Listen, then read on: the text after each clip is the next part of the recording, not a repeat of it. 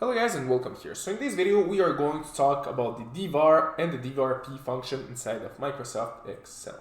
So the DVAR function will calculate the variance of a population based on the entire population by using the numbers in a certain field. So in our case in the following database that match these conditions right here.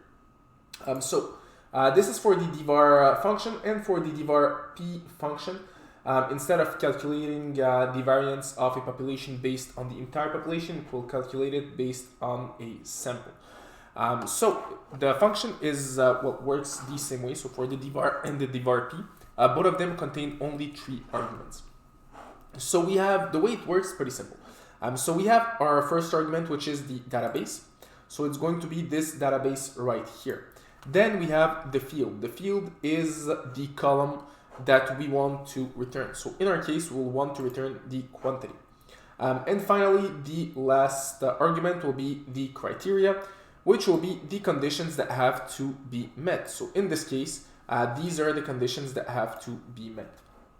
Now, if I want to run my function, well, once all this has been calculated, all those arguments have been calculated, we are going to return the quantity of all the elements that meet those conditions. So let's say for this example, we have the condition that the car has to be green, the price has to be higher than 4,500, and the weight lower than 2,250. The quantity will be returned, and then the variance will be calculated of this quantity. So let's try to write this function. So we'll start with an equal sign, and then we can just write down the var, and we can click on this one right here. The first argument will be the database. So as I said earlier, this will be our first argument right here. The second argument will be the field. So we can write it down inside of those little parentheses. So it's going to be quantity. And finally, the last argument will be the criteria, which will be right here. So the conditions that have to be met. Once we have all those elements, we can just click on enter. And just like that, we'll have our answer right here. So right now it's an error sign because it's divided by 0. But if we refresh it, so right now the variance will be 1.33333. If I refresh it, it's 0.5.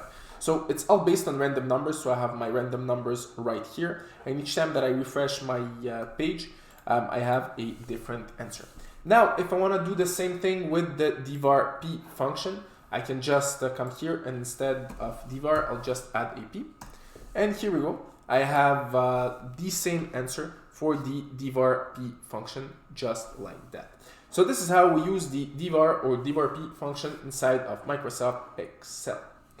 So if you find it interesting and want to learn more about Microsoft Excel, you can check the link down below with all my online courses. And besides of that, don't forget to leave a like, to subscribe, and see you in another of my videos.